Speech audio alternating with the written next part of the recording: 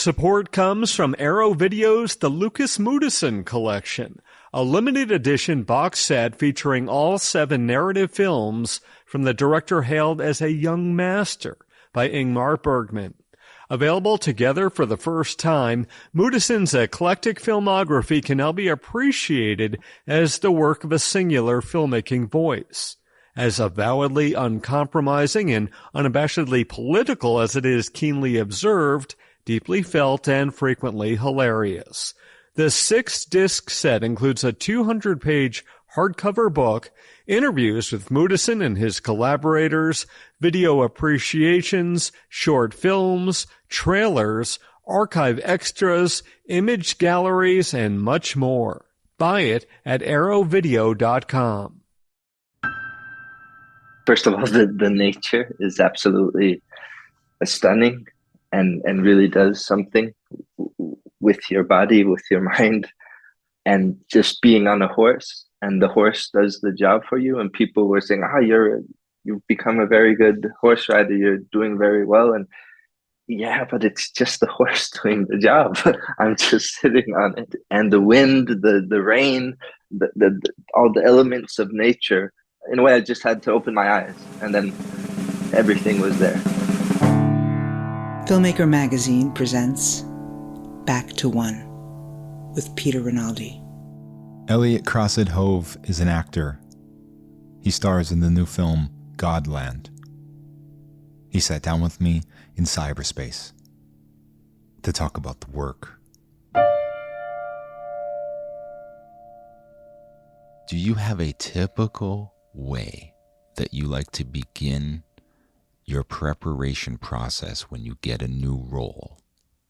Yes, of course, depending on the process, depending on of the character of the project. First of all, I see it as my task to be open to the director's process, but I do have a process of my own that I try to put on to use in any project I'm involved in. And basically it's all about for me to finding the essence or the core of the character, and whatever that means, and doing so I always use a notebook where I have all of my thoughts about the character in, and I have these checkpoints that I kind of feel that I have to go through. And step one is of course, I would say just reading the script over and over and over. And even when I feel, okay, now I've read it many times, just continue over and over and over. And then while reading the script over and over and over, go through these stepping stones or checkpoints. And the first one is kind of just first word impressions of the character. Mm-hmm. Whatever word that could describe the character that comes to mind, I write down. I might be wrong. I might delete it later. But just generating material. So, and any word, it could be a feeling or a character trait that the character might have. Just get it down there. Because once it's on paper, I don't forget it. Especially because I can go back and look at it. Wait! I have to ask about that. I have to ask about that. Is there something about the importance of whatever comes to mind first that you want to kind of get out? It almost feels like you're stimulating the unconscious in a way. Would that be correct to say? Yes. Because you want to really harness the first thoughts of things without thinking too much. Is that right? Exactly. Yeah. Absolutely. And the fun thing about that is that then months later or weeks later, when you're still in the preparation process, and you kind of then, when I go back and look at these first words, then it's kind of like, I was right. It's still these words, that it's still maybe even the first three words that I wrote down, those are still kind of like the main words. And that's kind of wonderful, because then you are in a way reassured that your the first thoughts are the first impressions are often that you can trust them. Because this process is also very much to help me with my own doubt. Right. So it's always quite fun when so why did I use so long, so much time on this preparation when in a way I got it right the first time. Writing it down. And when I say I got it right, it's not meaning that I got it right. It's, yeah. I'm sorry to interrupt, but I'm glad we did. But you're about to go on to the next item on the check. Yes, which is I call it contradictions. It's just writing one word and then writing a line down under it and then another word, and that kind of contradicts each other. And that small equation becomes a quality that I believe the character could have. And it could be like the word certain and then a line under it, and then also doubtful, a simple one. So the character is very certain, but also in doubt. Or maybe the character act very certain and then is in doubt. It's quite simple. But I really like that because it helps me to simplify it. And those you can do hundreds of. And again, they might not all be directly on target, or but I can always clean up in them, and I don't have to use it. It just helps kind of. It's just another step on the path of hopefully finding into the core, the essence of the character. And it could also be like the character is romantic, but also extremely horny, something like that. Humble, but also very ambitious. Very simple things, but and also kind of hopefully helping create the three-dimensional characters. That it's not just one thing. Of course, even if it's a very good-hearted character. The character will also have cracks, will also have dark sides, because most characters, I have not yet played a character that is not a human. If it were a robot, maybe, but yeah.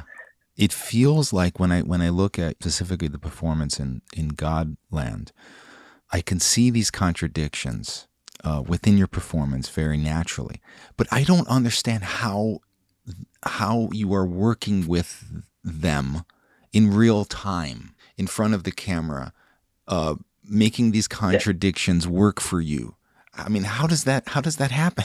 Hopefully, I don't think about it, and that's also why I see myself as an actor who's a very slow starter. I need a lot of time.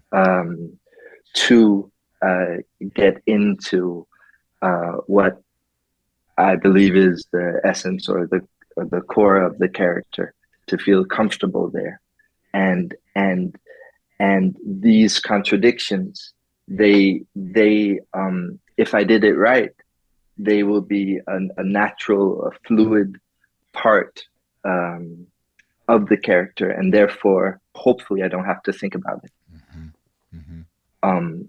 But that's only if I did my job well enough, because otherwise I will have to think about it. If I did my preparation well enough, I just have to think about being present and being in the situation, because the character will be there. But for me to get there, that's a long journey. the contradictions are a step that helps me get there. Yes. Eventually. Yes.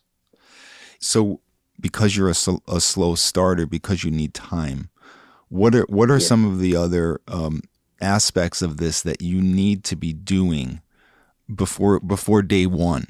So I have this notebook, and all of these, I think there may be like 7 checkpoints that I like to know that I have done. Going through them quick. There's also a character brainstorm where I just write down the name of the character on a piece of paper, and I have all these first impression words, and then I plot a few of them around the name, and then just see where it takes me, like a stream of consciousness. Yes. And in there, a lot of contradictions will also appear, and then suddenly you have a full paper with like that. It makes no sense to others than myself. Whoa. We need that. I wish people could see what you just showed me there. A notebook page that looks like almost like, oh my God, that's amazing. And then I can't describe you it. Do like, oh my God. But the fun thing is that if I do 50 of those, at some point some of them will begin to look like each other. There will be a lot of the same words again and again and again, and that means I'm getting close. I'm on the right track, because I kind of come back to the same conclusion. Yeah. So I must be, and at the same time I'm still reading the script again and again and again, and each time getting new words that probably mean the same more or less as the first ones, or I'm writing down the first word again because I forgot I wrote it down in the beginning of the process, and that's always a joy to discover that I'm doing the same thing. Yes. I must be on the right track. And then writing down short or long description of what I believe to be is the relationship of my to the other characters, just to again have it on paper, because I think it sticks better once I've written it down. Yes. The function of my character dramatically. Often, if you have the privilege of playing a lead role, maybe that checkpoint is not that relevant. But especially when playing a supporting role, you come in and can really push the main character. And if you are aligned, of course, with your director and screen about the function of your character, then it's easier to push the main character, or you're pushing in the right direction, and that's always super fun, and to really know or feel secure in my character's dramatical function. And then probably my favorite checkpoint is own emotional references that I find, and that's always in the way back of the book, kind of like in a secret place of the notebook, because they're only for me. So these are things I've experienced in my own life that in some way emotionally could be a bit related to something my character goes through. And these emotional references, sometimes they can be quite heavy and dark even, and so they're just there for me to dip my toe in, to help me have a better understanding of what my character is going through. Just a small taste of it, and then back to the fiction, and then back to the character's situation, but just helping me hopefully understanding the character's situation a bit better than it could be. That reminds me of that time this happened to me. Use that just a tiny bit to because And that's also, it's a very interesting place to be in, because I really like I really like using my own experiences and my own emotions, and I think that's what we do without thinking about it when we act. Yes. We without thinking about it, we use our own experiences to understand what it must feel like to be in a given situation. So this is also just like, again, just getting it down on paper. And sometimes I'm also afraid of talking too much about it, because it might lose its Raw, the magic or raw power. Yeah. Exactly. And I feel like it's so important that you're saying you're just dipping your toe in. You're not being, I think that there's a maybe a problem people have where they feel like that getting into their own emotions for this scene is all they need, and they're locked into their own emotional kind of sense memory thing that kind of takes over, and then it becomes like you importantly said, then it becomes not like you're not invested in the fiction that you're playing. You're just reliving your own emotional event, and it actually doesn't work fictionally. No. Then I'm doing therapy where I'm my own therapist, and that's not right. Right. For anyone. And even though it feels real, because you're really feeling the emotion, for the audience, it's like oddly we don't connect. Exactly, right? Because it's not connected. Because you're because you're not at the right place. Right. You're not in the right place. When your time alone ends, and you because it always has to end. And absolutely. Having all of this work done, is there ever this worry when you go to the director that he or she is going to be on a different page about this character? And how do you deal with that? Yes. So I have my way of doing things that I really like and that I really hope fits every project I'm in. But most importantly is the vision of the director. So when I'm doing this work in my own small cave and being a very happy a caveman living in solitude, I must have contact to the director so that I know that I am not doing something that is not beneficial. And therefore also sometimes it's not necessary that I do all of these things. And it must be in the spirit of the project. And the spirit of the project is, in my eyes, defined by the director.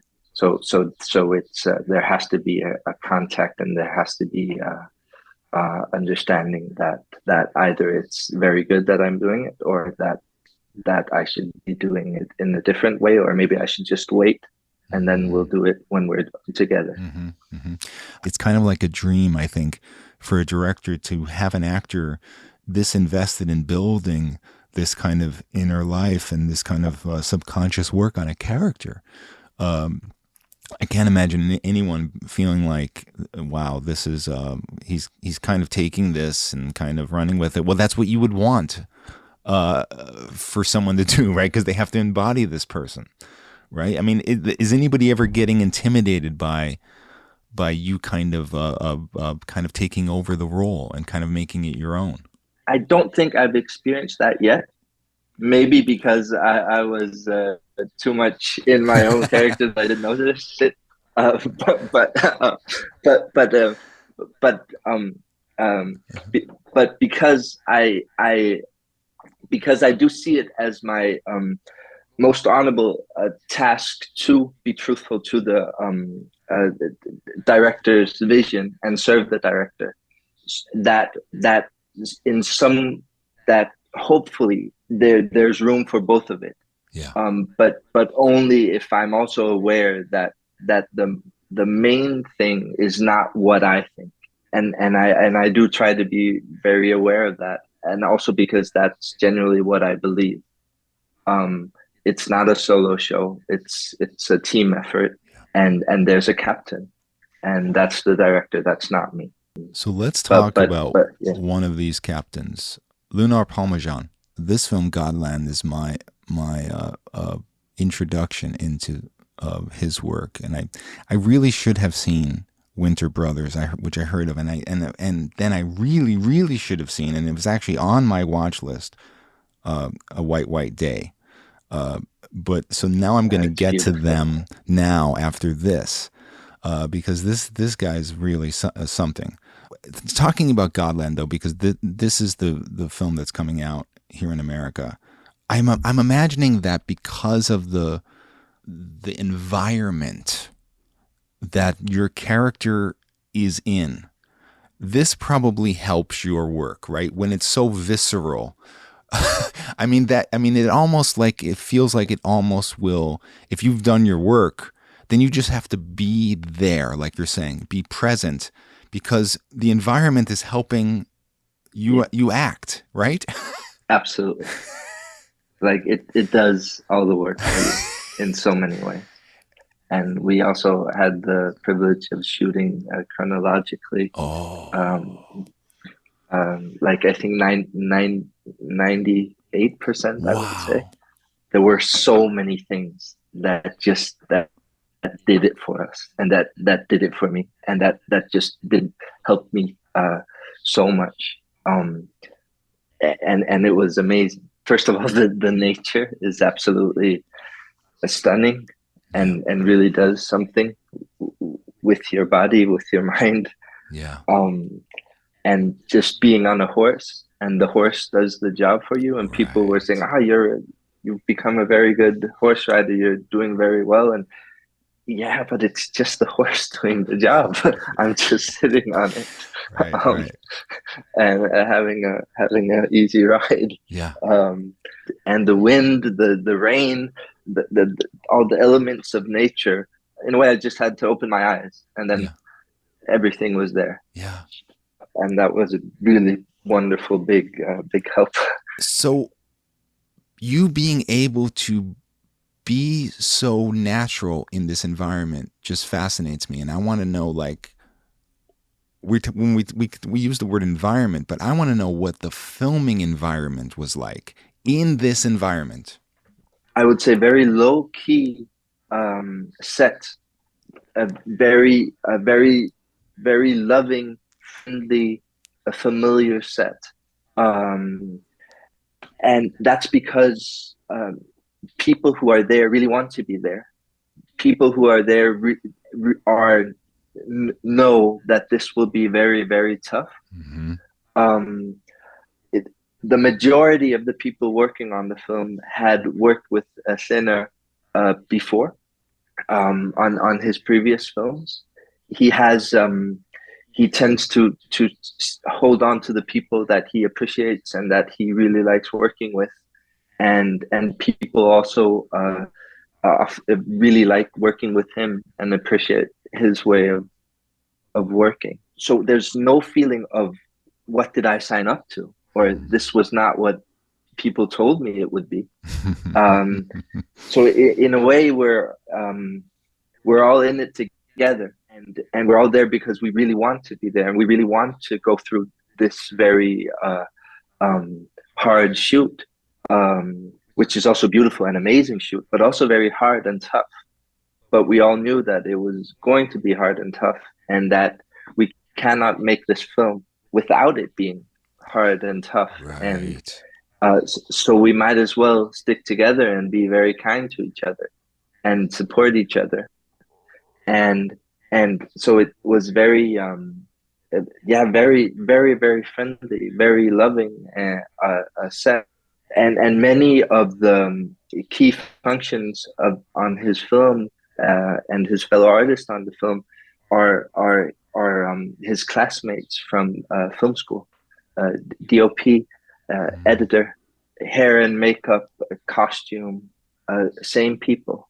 And now I'm probably forgetting someone right now, but many of the same people have been working with him on all of his films, and it's also very, very important for him that when you see, if you see his other films, I'm sure you will have the feeling of I recognize these elements. I can see that this is the Hlynur Pálmason film, and he has this amazing ability of being very, very, having his own unique personal touch and voice and style, and at the same time he allows us not to be chess bricks in his work, or not to be just colors on his painting, but to be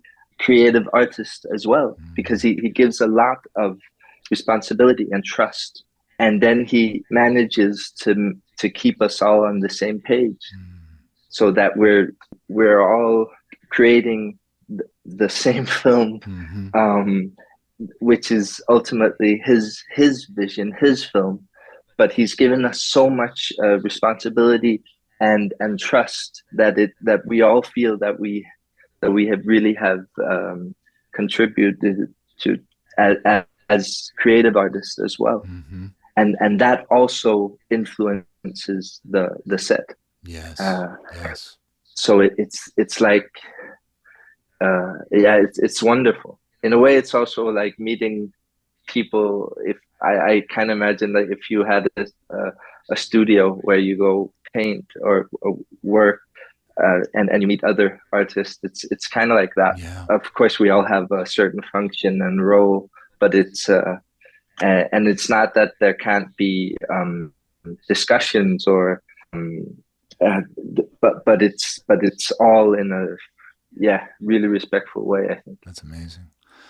Because I'm a tremendously cynical viewer, whenever there's a period piece, I'm always tense in the very beginning, because if I don't believe it, if I don't believe this took place in this time, my suspension, what we call it, the suspension of disbelief has to happen for me.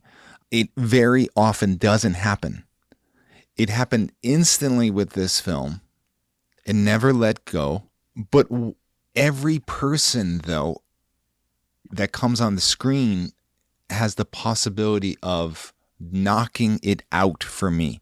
Is this the director doing this? Is this something you worried about? How am I going to, on top of everything else, this is a human I'm playing. I'm a human, so we're already halfway there. This is great. I have emotions that I go through that this person went through, kind of. I have the environment. I could do this. But this also has to be from a completely other time. And how did you approach that part? First of all, I was scared, and I was glad that I had. It was very important for me that I had a long time to prepare. I knew that we were doing this film for 7 years. Not exactly when we would do it, but I knew that hopefully one day it would happen. 5 years ago, we were in Iceland doing some test shoots for this film. Wow. So it's been there. So the knowledge of me being a priest in 1870 or when in that period has been in my mind for a long time. So I could read a lot about that time, read literature about that time or that was written in that time,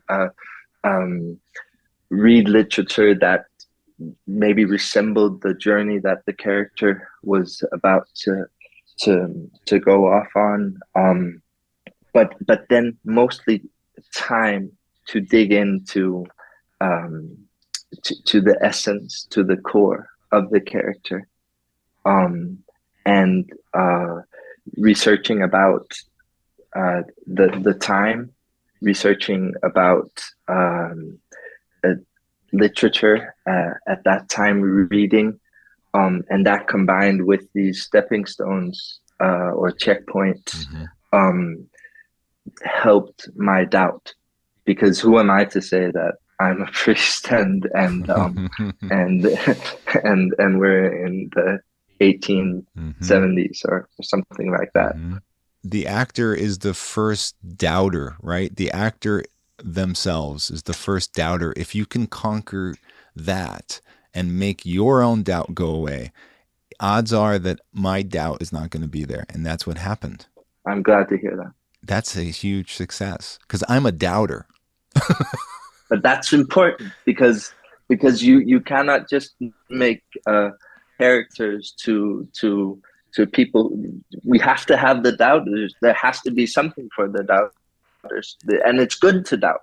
I think it's very, very important to doubt, and that's why I just don't use my first impression words the first time around. It has to be at like round 50, and even though the result is the same, then okay, now I can be sure. It's almost like you're an investigator investigating this, and you don't take it to trial until you have all the evidence, and then you're able to bring it to the set. Exactly. Yeah. And that's where you can present it to the jury. Yes. Then I can handle the truth. Hopefully. There you go. Elliott Crosset Hove, thank you so much for coming on. This has been a real pleasure for me. I want you to come back on this show. I would absolutely love to, Peter. Thank you so much. And thank you for your great podcast. Back to One is a production of Filmmaker Magazine, which is a publication of The Gotham, formerly IFP. Listen to back episodes of this podcast at filmmakermagazine.com or wherever you get your podcasts.